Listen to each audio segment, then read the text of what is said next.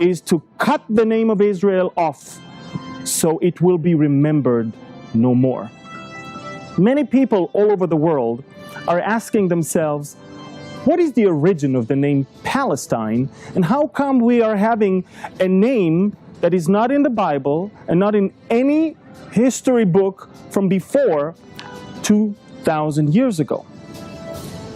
The answer is going all the way back to the end of the Second Jewish Revolt against the Romans, when Caesar Adrian decided to put an end to the Jewish people, that the name of Israel will be remembered no more. And he decided to do two things. He decided to level the city here that is behind me and to build on top a pagan Roman city which he named Aelia Capitolina. And at the same time, Caesar Adrian decided to name this entire country after their old foes from the Old Testament, the Philistines, and change its name to Syria Palestina, the province of Syria in Palestine. And that is when the name Palestine was first born into this world. Yet the name Palestine stuck to this place, and ever since 135 AD, any person that lived here was called Palestinian. Jew or Arab, Christian, or any other religion, they were all called Palestinians. The name Palestinian cannot be taken and owned by any group of people. This is not a name of a nation. This is not a name of a sovereign state. It is a name of a region, and a name that was given for one reason and one cause, and that is that the name of Israel will be remembered no more, just as Psalm 83 had said. When we come to deal with the modern history of the wars of Israel, we have to go back to the end of World War I. The Ottoman Empire, the empire that ruled this region for about 400 years, from 1517 to 1917, was coming to its end. The Ottoman Empire was about to lose that war, and Britain, France, and Russia gathered together to somehow find a solution for what's going to be in the day after. However, in 1917, the communist revolution in Russia left Russia outside of the game, and now it is only Britain and France. Sir Mark Sykes and François-Georges Picot were diplomats, British and French respectively, drew up in 1916 a secret treaty agreeing how Britain and France will carve up the remains of the Ottoman Empire, which they were absolutely confident that will be defeated by the end of that First World War.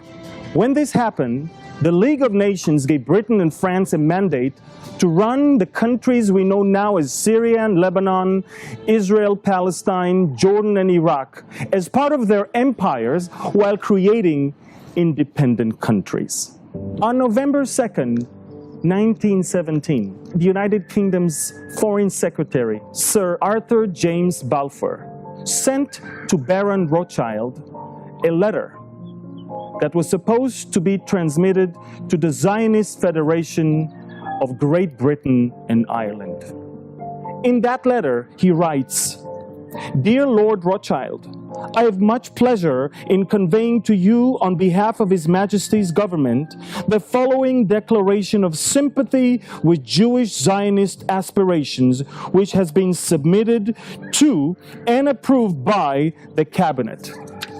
His Majesty's government view with favor the establishment in Palestine of a national home for the Jewish people and will use their best endeavors to facilitate the achievement of this object in being clearly understood that nothing shall be done which may prejudice the civil and religious rights of existing non-Jewish communities in Palestine, or the rights and political status enjoyed by Jews in any other country.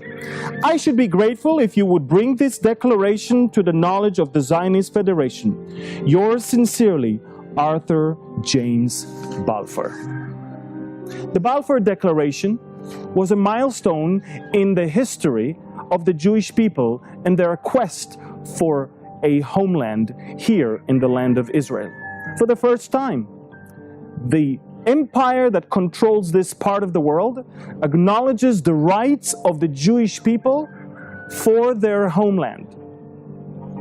It is a very unusual thing because most of the sympathy that the Jewish people received was only after 6 million were murdered by Nazi Germany.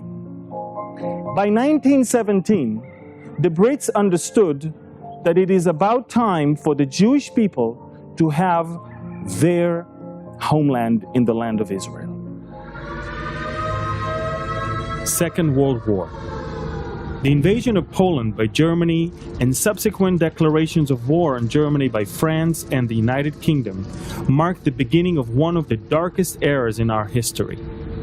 From late 1939 to early 1941, in a series of campaigns and treaties, Germany conquered or controlled much of continental Europe and formed the Axis alliance with Italy and Japan. Following the Molotov-Ribbentrop Pact, Germany and the Soviet Union partitioned and annexed territories of their European neighbors, including Poland, Finland, and the Baltic states. The United Kingdom and the British Commonwealth were the only Allied forces continuing the fight against the Axis, with campaigns in North Africa and the Horn of Africa, as well as the long-running Battle of the Atlantic. In June 1941, the European Axis powers launched an invasion of the Soviet Union, opening the largest land theater of war in history, which trapped the major parts of the Axis military forces into a war of attrition. The Axis advance halted in 1942 when Japan lost the critical Battle of Midway near Hawaii, and Germany was defeated in North Africa and then decisively at Stalingrad in the Soviet Union. In 1943, with a series of German defeats on the Eastern Front, the Allied invasion of Italy, which brought about Italian surrender, and Allied victories in the Pacific, the Axis lost the initiative and undertook strategic retreat on all fronts. In 1944, the Western Allies invaded France, while the Soviet Union regained all the territorial losses and invaded Germany and its allies.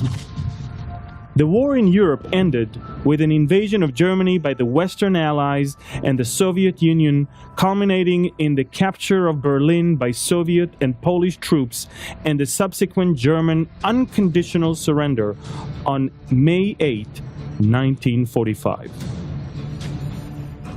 Numerous times along the history prior to the establishment of the sovereign state of Israel, there were attempts to bring about a lasting, comprehensive peace between the Jewish people and the Arabs. One must wonder, how come up until today, not only that a peace like that is not around, but the hatred towards Israel is growing bigger and stronger? Fundamental Muslims believe that it is the will of Allah for Islam to rule the world. For them, Islamic law stipulates that to fulfill Muhammad's task, every infidel domain must be considered a territory of war. Maurice Farhi, an author that was born in Turkey, a Muslim, who lives in Britain right now, and serves as the vice president of PEN, the British Council of Authors, wrote in his book, The Last of Days, that Muslims believe there can be no peace with Jews, Christians, or any non-Muslims, and that if peace must be made, then only a truce is permissible, and that for a maximum of 10 years as an expedient to hone our sword, wet our blood, and strengthen our will. fundamentalist Muslims must destroy the Jewish people and rule this country, or Muhammad is a false prophet and the Quran is not true. And such thought is inconceivable. So that the Muslims must attack Israel in order to be loyal to their own prophet. Now, this is not the position of all Muslims around the world, but it is the position of the fundamentalists and the jihadists, and unfortunately, up until today, their voice overtakes all the others. One would think that siding with the Arabs would cause the Arabs to side with the British throughout that war. Yet it was not the case. The Jewish population volunteered to the British Army to fight against Nazi Germany throughout World War II. Yet the Arabs who lived here in the land of Israel, called then Palestine, sided and even more so collaborated with Nazi Germany. The Mufti of the Arabs here in the land, Hajj Amin al-Husseini, flew all the way to Berlin to meet with Adolf Hitler and signed a treaty with him that will basically bring an end to the Jewish existence in Palestine once Germany will win the war. It is quite inconceivable to think that those who collaborate with the Nazis were benefiting from the British policy, whereas those who sided with the British were actually suffering more and more. Right when World War II started, the British mandate caved in to the Arab demand for an independent state. In 1939, the Brits published the White Paper that called for an establishment of an independent Arab state within the next 10 years and limited the Jewish immigration to the land for the next 5 years to 75,000 only. After which, it will have to cease whatsoever. Such thought affected the lives of many people throughout the Holocaust, as the gates into Palestine, the land of Israel, the homeland of the Jews, were closed for the Jewish people who were about to flee from the horrors of the Nazis. Once again, the Arabs rejected a very generous proposal, and it really fits what our first foreign minister, Abba Eban, once said, that the Palestinians never missed an opportunity to miss an opportunity. The Jewish people that survived the Holocaust were hoping to come to a land where they can find finally peace.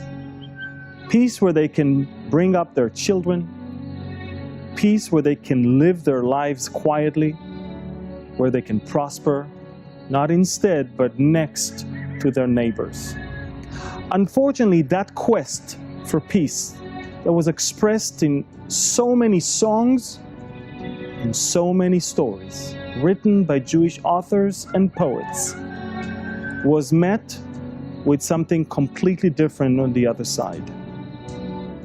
The attempt to destroy Israel and the people of Israel had absolutely nothing to do with any occupied territories in 1947 and 48. By then, Israel still did not have the West Bank, Gaza, the Golan Heights, or any other of these controversial places that are claimed to be the reason for this recent conflict. The Bible said in Psalm 120, "Woe is me that I dwell in Meshech, that I dwell among the tents of Kedar. My soul has dwelt too long with one who hates peace. I am for peace, but when I speak, they are for war." And indeed, when the British efforts to bring about peace to the land of Israel, to Palestine of those days, came to a deadlock, to a dead end, they decided that it's about time to pass the baton to the United Nations.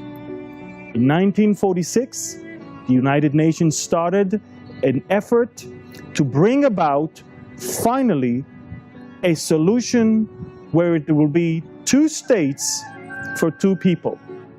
Israel for the Jews and Palestine for the Arabs.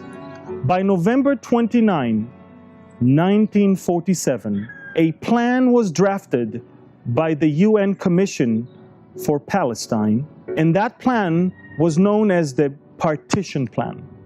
The plan was basically dividing the entire land between Jews and Arabs, leaving Jerusalem as an international place. That plan, which left 2/3 of the land which was desolated and desert in the hands of the Jews, and the most fertile area, the Galilee, in the hands of the Arabs, was embraced by the Jews and rejected by the Arabs. Once again, the Arabs missed an opportunity for a very generous offer given to them not only by the Brits, but this time by the entire United Nations. The Brits decided that on the eve between May 14 and May 15, 1948, they are going to lower the Union Jack flag and to leave whatsoever the Middle East to find its own solution by itself. On that day, Friday, May 14, 1948, the leader of the Jewish community in the land of Israel, David Ben-Gurion, summoned all the other leaders from all different fractions and parties to the museum in Tel Aviv, since Jerusalem was besieged. And over there, he read the Declaration of Independence of Israel. That declaration was basically bringing back the old and biblical and God-given name of this land and this country back to its place. David Ben-Gurion said, "I hereby declare the establishment of the state of the Jews, which will be called the State of Israel." If you remember, Psalm 83 says that our enemies are up to cut us off from being a nation, that the name of Israel will be remembered no more. The return of the name back to its land and the return of the people back to their land was the main reason for the outbreak of the War of Independence. We only had few hours to rejoice and dance in the streets before 5 Arab countries would invade into the land of Israel, the newborn state, and pose an existential threat to the people and the land. David Ben-Gurion literally had few hours to decide between 2 options, a bad one and even worse one. The bad option is to declare statehood and suffer an imminent war. The worst one is not to declare statehood and suffer an imminent war. David Ben-Gurion decided that although I have few hours, a nation must be born. And that, of course, brought life to the words of the prophet Isaiah in its 66th chapter, where he says, "Before she was in labor, she gave birth. Before her pain came, she delivered a male child. Who has heard such a thing? Who has seen such a thing? Shall the earth be made to give birth in one day? Or shall a nation be born at once? For as soon as Zion was in labor, she gave birth to her children. Shall I bring to the time of birth and not cause delivery, says the Lord? Shall I, who cause delivery, shut up the womb, says your God? Rejoice with Jerusalem and be glad with her, all you who love her, rejoice for you with her, all you who mourn for her. A nation was born at once. A nation was born within one day. A nation that is now having not only a flag and a national anthem, but also a sovereign and an independent state. The words of the prophet Isaiah rings in the ears of so many people up until today. Finally, Zion gave birth to a land and children that are comprising together the newborn state of Israel. Violence in the Holy Land broke out almost immediately after the United Nations announced partition on November 29, 1947. In the first phase of the war, lasting from November 29, 1947 until April 1, 1948, the Palestinian Arabs took the offensive with help from volunteers from neighboring countries. The Jews suffered severe casualties, and passage along most of their major roadways were disrupted. Even as Israel declared its statehood on May 14, 1948, 5 mechanized Arab armies invaded. The Jews had only 35,000 fighting men, no air force except for a small training plane out of which the pilot dropped a grenade, and only 6 tanks. The Egyptian army alone had 40,000 soldiers, 135 tanks, heavy guns, and an air force of over 60 planes, including Spitfires and bombers. The Jordanians had the Arab Legion, which trained by the British and led by an Englishman, Sir John Bagot Glubb, along with 48 British officers. Yet against all odds, the Jewish fighters won. Many of the pitched battles became epic and smacked of the miraculous. For example, the Egyptian army launched an attack along the Mediterranean coast against the kibbutz Yad Mordechai on May 19, 1948, as part of the offensive to take Tel Aviv. 2 infantry battalions, 1 armored battalion, and 1 artillery battalion expected to take the kibbutz of 130 residents in 3 hours. The battle raged for days. The Jewish defenders held off the entire Egyptian army much longer than anyone expected, using homemade weapons that many times did nothing more than make noise. They even used mock soldiers made out of wood, which they moved from trench to trench in order to give the appearance of greater numbers. Although the Egyptians eventually broke through, they were now days behind schedule, and their morale was badly shaken. The Jordanians, meanwhile, had a very strong grip of the old city of Jerusalem. 3 times the Israelis tried attacking at a point called Latrun, but were unsuccessful. The road between Jerusalem and Tel Aviv remained cut. Jerusalem would have succumbed to siege if not for the discovery of an ancient Roman road that turned south of the city and then turned west until it turned north. A great deal of this road was constructed by religious Jews from Mea Shearim in the dead of night to avoid Arab snipers. The final road was bumpy and laden with holes, but it was a road. It enabled trucks to come into Jerusalem and effectively break the siege. The result was stalemate around Jerusalem.